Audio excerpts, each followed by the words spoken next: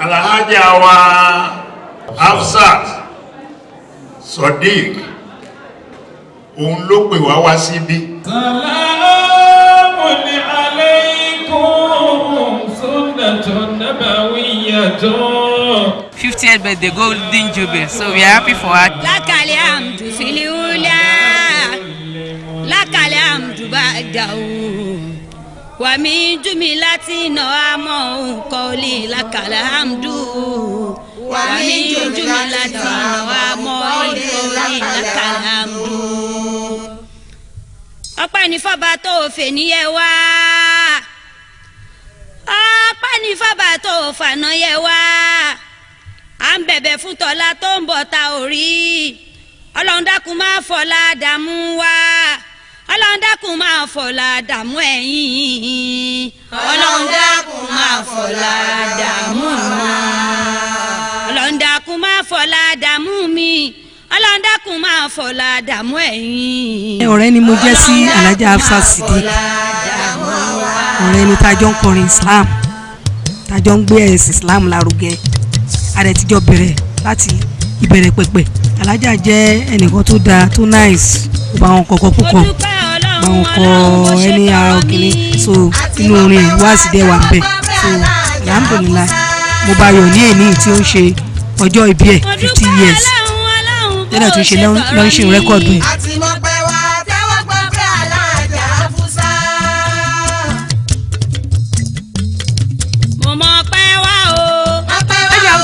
Èèyàn kan tó dá sí wa, wọ́n jẹ́ èèyàn kan tó níwà rẹ̀lẹ̀, wọ́n jẹ́ èèyàn kan tó yẹ pé ó kóyàn mọ́ra.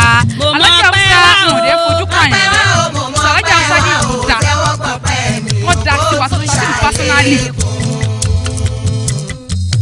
Mo dúpẹ́ rírí jẹ àdúpẹ́ mímú ọpẹ́ fàlàwòrán ó tún ṣàlékún. Alhaja Hafsat Sideeq jẹ́ èèyàn dáadáa, ìyàwó dáadáa, obìnrin dáadáa, ẹni ká máa fi tọrọ obìnrin.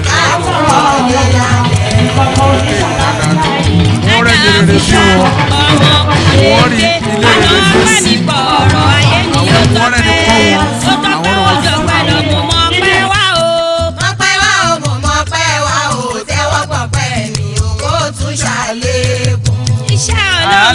Iṣẹ́ Ọlọ́run ni ẹ̀dá ẹ̀ má má tún ibi Ọlọ́run bá ṣẹ́ mi dé. Lókè ní nílẹ̀ ní kò sí aláwo, kò sọ tún bòjó sí ní kò sọ́ba bí ọdún àyẹ̀lá.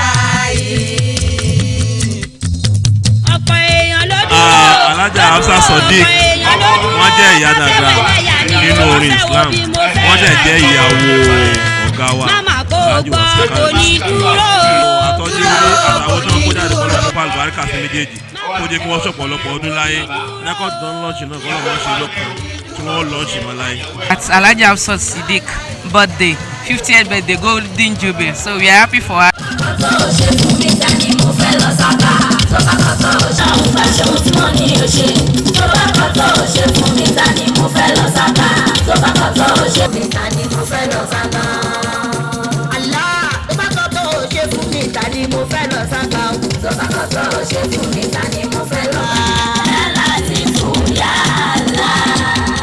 Ọpẹ́ ni fún Ọlọ́run.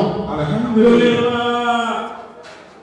Mo gbé tí sọ̀dọ̀ àwọn gánà làwọn mí ilé. Alhamdulillah. Wọ́n ti fi orúkọ Ọlọ́run síwájú. A ti fi tàbí wa Muhammad sallallahu alaihi wasallam. A ti fi tẹ̀lé. A sì ti ń sọ oríṣiríṣi èdè ní àyè. Bẹ́ẹ̀ làwọn àlejò wa tí àwọn retí náà ti ní. Àtàwọn àtúnyẹ̀yìn tá a dá onídùnnú lóhùn, a ò ní fi ìbànújẹ́ kú òpin o. Alhaja Hafsat Sideeq ọ̀la fàájìyà láti inú oyún tí wọ́n fi ṣe 1 2 3 4 5 6 7 tó fi wá lórí 50. Alhaja Hafsat Sideeq ọlọ́run jẹ́ oṣù 150 láyé. Ààyè ìráwọ̀ èèyàn tó nífẹ̀ẹ́ Alhaja dáadáa. Ẹ bá fẹ́ ká Alhaja ṣe 150 láyé wá náà sókè báyìí. If you want her to live beyond 150, let's just wave your hand. Mo tún fẹ́ gbé àwọn èèyàn sí pọ̀ ẹ ṣe 150. Asọ̀fẹ́lò míì níbo míì gbé 150 kó yarí wọn alọ́ ọlọ́run fẹ́ di 150 kọ́ máa padà sáwọn sínú oòrùn. Ṣé kí wọ́n lè sáwọn sínú oòrùn? Àmọ́ Alhaja Hafsat Sideeq tẹ bá kó ní 150 wọ́n pa yín ni o torí 250 lẹ́kọ́ wájú ọlọ́run. wọ́n máa ṣàlájà sínú ọ̀rọ̀ ni ẹ̀yin ò fẹ́ di 200 ní kí ló dé ọlọ́run ní bá bẹ́ẹ̀ lọ́kàn wá dé. As we are giving praise to Almighty Allah, we glorify His holy name. Inna likulli qabilatin adatuha. Gbogbo ìdílé kankan ló máa ń ní àṣà tiwọn. Kama kana likulli dawlatin qanunuha. Bó ṣe já sí pé ní gbogbo ìjọba kankan ló máa ń ní constitution ní òfin tí wọ́n ń lò. A máa fi àdátìná Islamic. Èmi àti àbámbà àdíjà àti gbolé lápapọ̀ àwọ̀ olùkútonú. Ìmáàmù Central ká tó bẹ̀rẹ̀ ètò. Ó bá ń pariwo pìrìẹ́ẹ̀dì bẹ̀tù pìrìẹ́ẹ̀dì. Òun náà ní ká yọrí sí dáadáa. Ìgbà tí bá ń bẹ lọ́wọ́ Ọlọ́run wọn ní kì í fọ́. Àwọn tí ń bẹ ní yádú Ọlọ́run wọn ní kì í fọ́ ya. Wàlíza torí di eléyìí. Gbogbo ìgbàgbọ́ wa á ṣe birthday, á ṣe luncheon, á ṣe àwọ́ọ̀dù kùrùkẹ́rẹ́ ìjòkó wa yìí. A kì í sí ìkáwọ́ ọba tó ní torí pé ní òun náà ní Alpha and Omega, the first and the last. Ọba fi ní jẹ́ Ọlọ́run. Tọ́lọ́wọ̀n bá fọwọ́ sí àlẹ́ ìrìṣẹ́, ọba tó wá jẹ́ ká fọwọ́ sí, tó bá fọwọ́ sí, tó jẹ́ ká rí ṣe ọlọ́mọṣẹ́ àgbàdo ẹnìkan. Allahu akbar kabira, walhamdulillahi kaseera, wa hadha man azaba wada, la ilaha illallah, wa la na'budu illa iyyah. A woman of dignity, Alhaja Hafsat Sideeq tọrọ ọmọ yàtọ̀ sí tàbí bèrè ọmọ. الشيخ الأكبر في نيجيري ومن جواها الشيخ مuyideen One of the great scholars. Muyideen Ajani. One of the greatest scholars in Islam as of today. Alhaja We are saying this as a people of mercy. بكل لسان بل بكل جواب نقول لكم أهلا وسهلا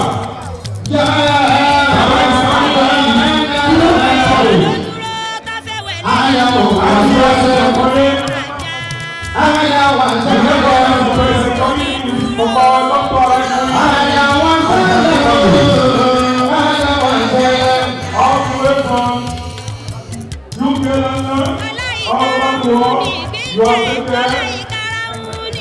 People are calling for your great lecture that many people have came from East. Welcome, inshallah, the dinner. For you and your daughter.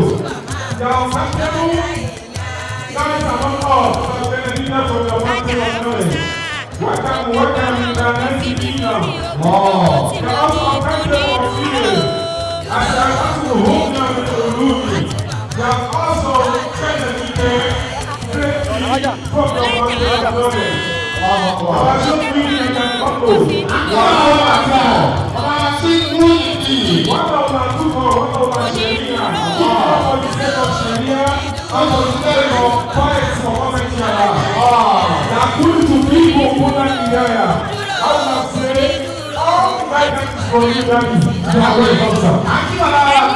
Muyideen Ajani Bello. Wà fún ìfọdé èèyàn. Àwọn ẹni tó kó òǹtẹ̀ láti máa ń tẹ ìlú pẹ̀lú àti. Àkóyíwá sí àgbà ní gbogbo Nàìjíríà àgbó ìbò ẹ̀yìn náà ni. Bí ìkàgbé bá tẹ̀ láàrin ìjọba bá máa ń kó àtúndì bá wọn tó tọrọ, ọba Muyideen Ajani Bello náà ni. Ọba náà lẹ́gbẹ̀ẹ́. Àìmọye bá sí àìmọye àánú pàtì àwọn ọjọ́ ẹgbẹ́ ti tọ̀. Ọlọ́run ní tó pàtẹ́ lẹ́yìn bá pàtà ọlọ́run já ní ibẹ̀ o. Bàbá ń kọ́ lẹ́kọ̀ọ́ níjọ́ tí mo pàdé bàbá lẹ́kọ̀ọ́ mẹ́ta yìí ní akéèké. Ó ti tọ́jọ́ mẹ́ta lọ́dọ̀ fún àwọn Alhaji Abdulrasheed Kájí Awúsá. Tí bàbá wa Fúlẹ́ẹ̀nì ni wọ́n gbé bàbá wa pẹ̀jọ́ náà lọ bí ti ló tí mo sọ̀rọ̀ náà yìí. Bàbá wa kọ́ wa lẹ́kọ̀ọ́ púpọ̀. Ẹ̀kọ́ wọn máa ń wúlò lára wa léyìí. Bàbá wa a kì í káàbọ̀. Ọlọ́run ní tí ó gbàgbé lẹ́yìn àlùbẹ́kà náà bọ̀ wá Muhammad. Àwọn tó tún jìnnà bàbá ń lọ. Kò sí ohun tí a máa wí fún bàbá. We are praying to Almighty Allah to preserve your life for us sábàbí fíìnà bàbá àti adétúmọ̀ òhúnnà bílẹ̀ olúmi ṣùgbọ́n ọ̀ṣẹ̀ ẹ mú wọn ṣoríire látara wá sí yín bàbá ẹ̀yin làwọn mọ̀ ẹ̀yin lòjíṣẹ́ wa tọ́lọ́run sí wa àgbà nàbì ṣùgbọ́n àrí bàbá wa Muyideen Ajani Bello. ṣe fún bàbá nìyẹn Abdullahi Akinbode ṣe jàmẹ́lì ọ̀nà tẹ́wọ́ àdúrà fún bàbá nígbà àdúrà tá a ṣe fún bàbá sí àárín yín lọ́dún ni. ọba olóye wọn lọ. nígbà dọ́dọ̀ bàbá wa oníwàásí àgbáyé bisimilá. bàbá wa Alhaji wa àpẹẹlẹ àlẹ́bí. gbogbo ẹ̀yin Nokia 3310 tó lè snap dáadáa dákun sún sẹ́yìn. mò ń wò yín lára àfọwọ́ rẹ̀ nígbà tó kékeré yọ jáde láti inú fóònù báyìí.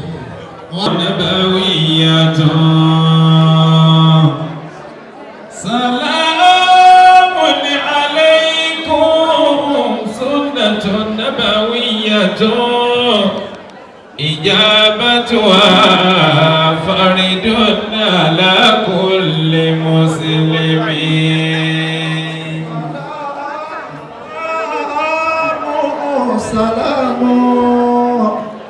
Salamun ala ta'a wa yasin wa addu'a. Salamun ala al-badri Muhammad. Salli salatan. Man ja'a lid-dini hamiyan ala ahmadi. Man ja'a lid-dini hamiyan. صادقتني قد عند العلماء يسر فقل يسرا لشيخ محيدين إلهي عند العلماء ستر فقل سترا لشيخ محيدين إلهي عند العلماء صبر فقل صبرا لشيخ محيدين فقل فضلهم لشيخ محيدين وتجعل كلامي. ká bá Ọlọ́run sọ̀rọ̀ Alhaja wa Hafsat Sideeq òun ló pè wá síbí ẹ wá jẹ́ ká sọ fọ́lọ́run fún torí tá a fi wá nìyẹn èyí tó ń ṣe lónìí yìí Ọlọ́run mọ̀ sí láṣẹ mọ̀ fún. Àmín. Yìí sọ̀rọ̀ àmì tí mo wí ní kí wọ́n náà ó wí. Ọlọ́run mọ̀ sí láṣẹ mọ̀ fún wa. Alhaja Hafsat. Alhaja Hafsat Sideeq. N tó ń ṣe lénìí. Ọlọ́run mọ̀ sí láṣẹ mọ̀ fún. Èmi náà tí mo wá. Èmi náà ní bùkátà níwájú rẹ̀ Ọlọ́run. Bẹ́mi náà ṣe tèmi náà. Bẹ́mi náà ṣe tèmi náà. Níjọ́ ẹ̀yẹ tèmi náà. Wọ́n jẹ́mi náà wáyà tí. a pè ọmọ ìbáka Fatima ọmọ àdébì wọ́n fọ ní túnítọ̀lẹ̀ Fatima ọmọ àdébì. Amina. Àgbàlá ń jẹ máa ń lò. Ẹbá mi wo bàbá wá kà wá ní Wasiu Kayode. Ẹbá mi ṣe sí bàbá wá kà tó máa bọ̀ wá. Mountain of the day. Bàbá jọ wà sí. Alhaja Hafsat mọ́mọ́. Àárín tí ọ̀bẹ Àkọ́kọ́ Fatia oyin ní Afusa. Àárín Fatia oyin ní. Ìgbẹ̀yìn Fatia oyin ní. Ọlọ́dún àdúrà ẹ̀ẹ́lẹ̀ pẹ̀lẹ́ oyin. Ó ti yá báyìí. Oya bismillah. Allah. Give me letter A. Letter L. Another L. A.